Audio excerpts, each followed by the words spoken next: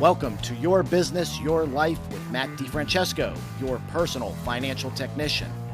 Whether you've had years of success in your business or are just starting out, High Lift Financial can help you create a vision for your business, life, and family, and align these for generational wealth. So as they say, what happens in your life affects your business. And now, on to the show. Well, hello and welcome to Your Business, Your Life with me, Matt DiFrancesco. And I'm just stoked right now about the guest that I have on here because, many times when I'm out there working with shop owners that are looking at making that next transition in their life, they have no plan and they never really make a plan. And many times they're just kind of lost, even if they do sell the shop or try to make a transition, trying to figure out. And most of the time what happens, they get stuck and they just keep kind of spinning their wheels. And I've got a great friend of mine who enjoyed working with him, and he's really been a planner through this whole process. And so I'm really excited for him just to kind of tell you guys about his process. He's just recently exited his business, looking forward to the next chapter of his life. So Tom Ricci from up in Massachusetts, welcome to Your Business, Your Life. Good afternoon, Matt. Thanks for having me on. Oh, that's no problem. That's no problem. So anyway, I know you had reached out to me a while back, and but I kind of want to go back before that. So, I know you were considering like looking at it, looking at the next chapter of your life, and where were you mentally and professionally before we started working together? So just talk a little bit about where you were. Yeah, so just recently closed up 45 years. But once 40 years came along, we'd always talked about quality and service and always tried to do the best we could with that. But as I was closing in on 65 years old, I started thinking, how do I either get out of this so I'm a missing in action owner or potentially sell? So those are the kind of the two options that I came down to. There was two others that weren't going to work for me. So, I was closing in at 65 years old, and all I knew was I'm a baby boomer, and all I knew was to put my nose to the grindstone and keep grinding, right? Right. And as I was getting close to 65 years old, I'm like, well, wait a minute, we got to start thinking about an exit of some sort. Right. And so that's what started me on what am I going to do? How am I going to do this? So, no, that's great. So what prompted you to just kind of reach out for help? Well, I was thinking about, other people have become missing in action owners, right? And I thought, now, how are they doing it? I'm continually drawn into work. In fact, the joke we had around work was I always say, when am I not needed around here? Right? So everybody got the joke and everybody's like, yeah. And then, listen, all my employees were great about it. But still, I was going to work every day and I loved my job and I loved employees and customers and everything else. But hey, listen, I'm getting up there, right? So what led me to you was I saw an article in one of the magazines and I said, who's this Matt D guy and exit planning? And I don't even remember what magazine it was and anything. And it was kind of short, but it just got me to think, okay, what is this exit planning stuff all about? Mm. And that's what led me to you from that magazine. I forget which one it is. It could have been anybody. It probably was Body Shop Business because I know early on, about the time we met, I was doing a lot of writing with them. Yeah, if I had to guess, I'd say that was probably the one. That's probably, yeah, exactly. So we started kind of going through the process, and what kind of opened your eyes, as we were kind of doing that initial phase. Right. So knowing I had to do something, I just didn't know what it was. So some of the evaluations that we did together, Matt, were phenomenal in the way of looking at stuff that I had never looked at before. Again, I was always at the grindstone, looking at numbers, being needed and all that stuff. Mm-hmm. But you brought a lot of focus to a bunch of different areas that, because I had no experience in it, you brought a bunch of focus to a bunch of different areas. So it just helped me understand more what an exit plan is all about. Right. Right. And you basically, and I remember when we first started talking, and I remember the first thing you said to me was, okay, I've got no kids. My key employees don't want the business. I just want out. All Yeah. right. But then it was funny. We started kind of all of a sudden the conversation started shifting more, especially when we started doing like the owner centricity and you realized how dependent it was. And then we started talking about, well, what if we could get these guys and starting to put together plans to get these guys to trained up to take things off your plate that could free you up, that you may didn't have to be there, 40, 50, 60, 70, 80 hours a week. Right, So right. how is that eye opening to you?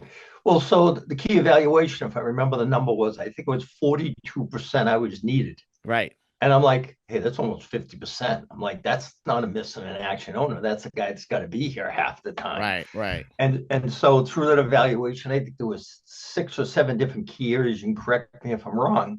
Yeah. But the real key was that I was 42% needed in sales. And I think it was frontline estimating or something Frontline. at That's that right. That's time. exactly because Yeah, we yeah, talked about yeah, getting yeah. the estimator. Yeah. Right. Because we didn't have one. And we're in between a couple of them, but the real, it said to me 42%. Holy crap, I'm really needed around here and I don't want to be, you Right. know? Right. Yeah, Yeah. exactly. Exactly. I know because I'll kind of tell a little bit of the story, we work through and then at that point still weren't exactly sure which exit option, but we were looking at the basically just starting to be more this absentee owner sort of Yeah. thing. You've sold since then to a third I have party. just All last right. Friday.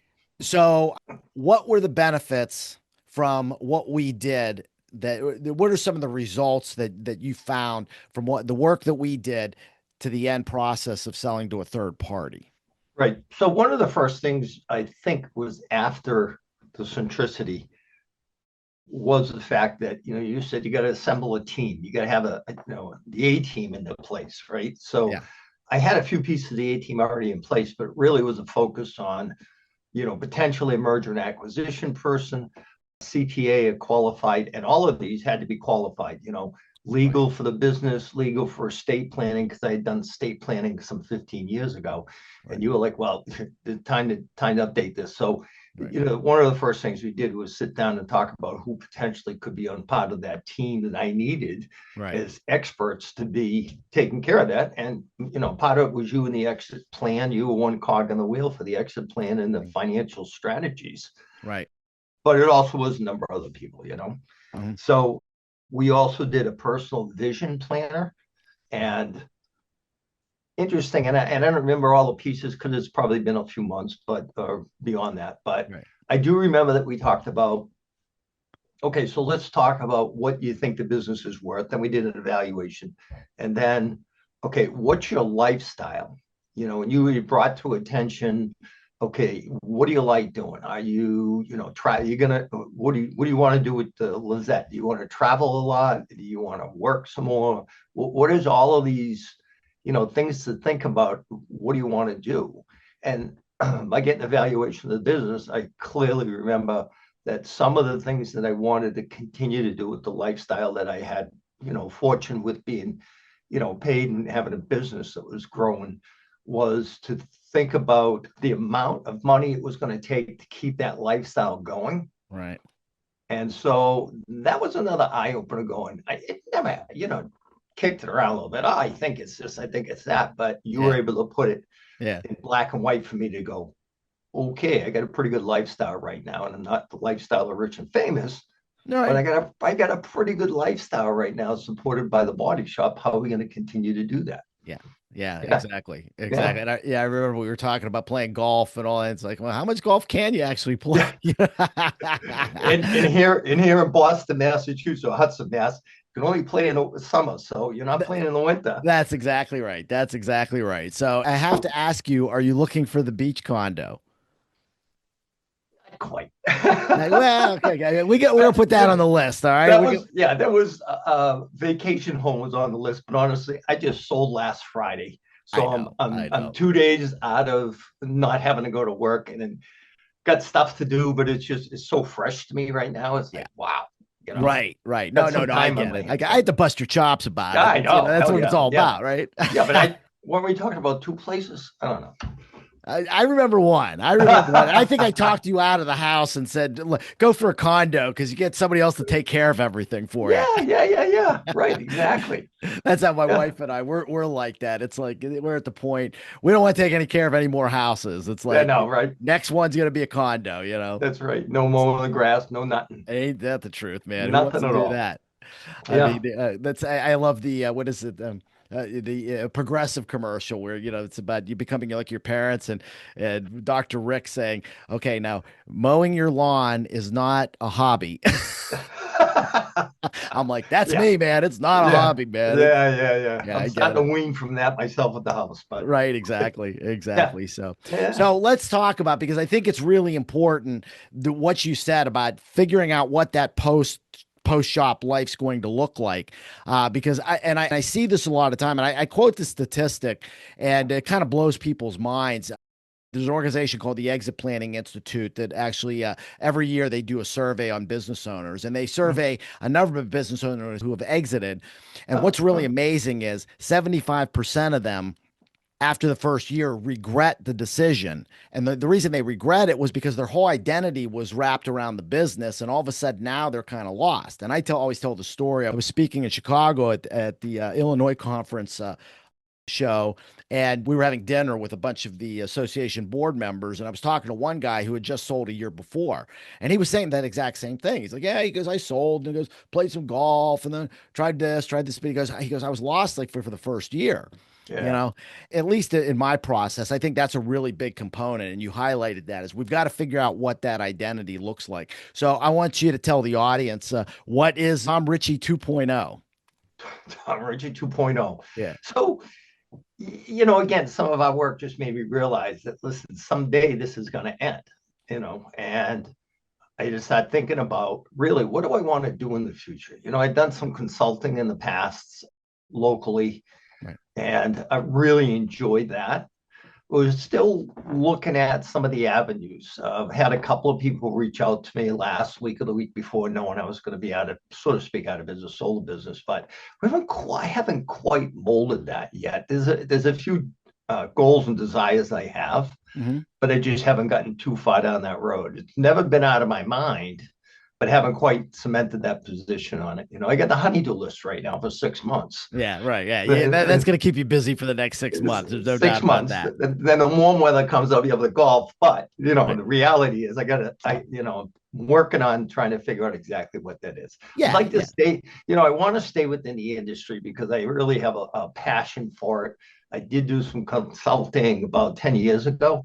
And so I'd like to stay within the industry. Listen, I met great people like you and a million other people, and it's Oh, given me yeah. some great opportunities to be out there. So still trying to shape where that's going, but Right. if And I get, and that's kind of life. It's yeah.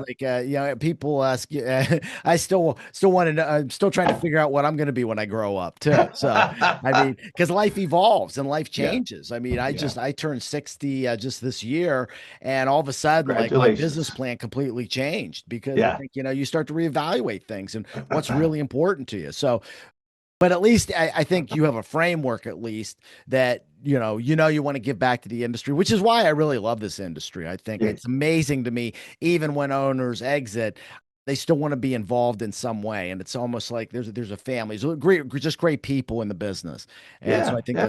that's really awesome. So, Absolutely. Yeah. Tom, any final thoughts you want to leave the audience? You know, I tell you, don't wait until I would say, don't wait until you're burnt out. Fortunately for me, I was, after going through this experience, some of the buyers out there are truly looking at people that are burnt out, right? And that puts you Yeah. at a disadvantage. Where's your strength in negotiation?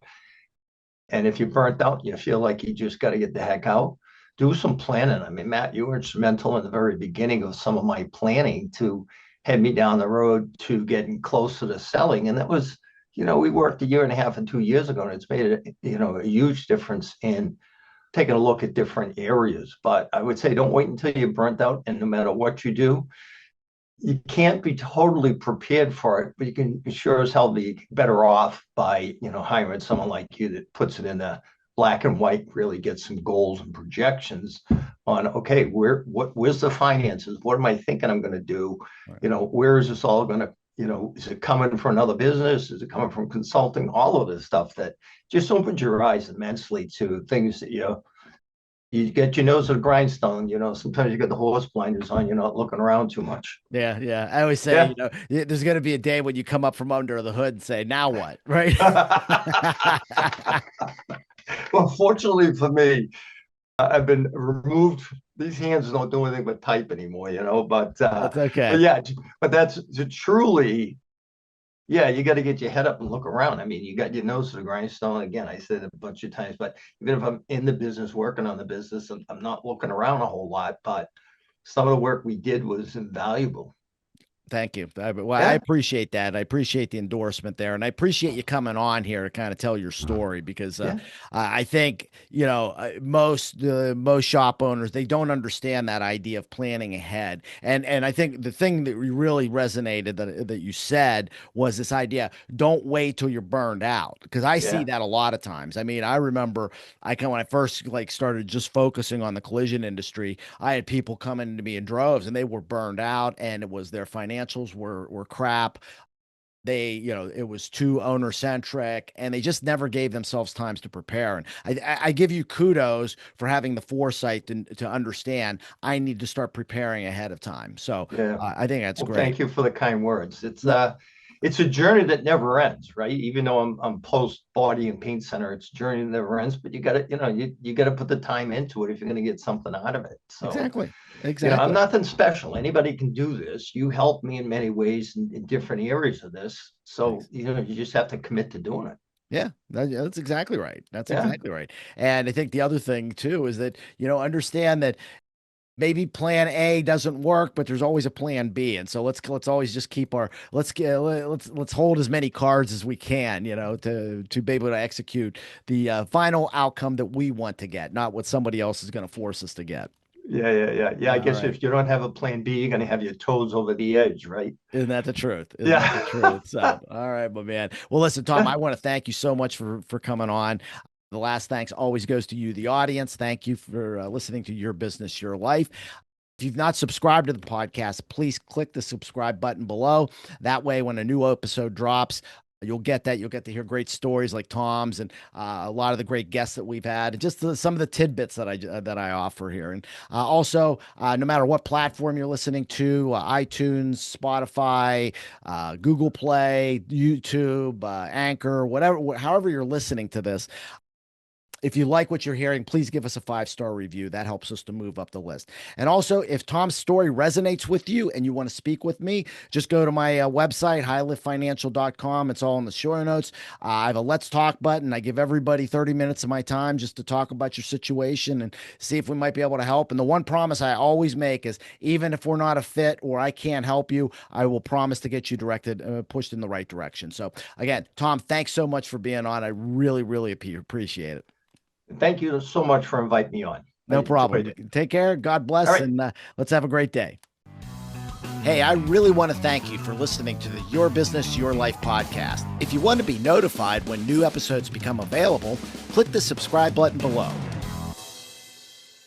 All information is obtained from sources deemed reliable but not guaranteed. No tax or legal advice is given nor intended. Content provided herein or on our website should not be construed as an offer for investment advice or for securities, insurance, or other investment products. Investments involve the risk of loss and are not guaranteed. Consult a qualified legal, tax, accounting, or financial professional before implementing any investments or strategy discussed here. High Lift Financial is a DBA for DiFrancesco Financial Concierge, LLC. Investment advisory services are provided through Cornerstone Planning Group, LLC, an independent advisory firm registered with the Securities and Exchange Commission.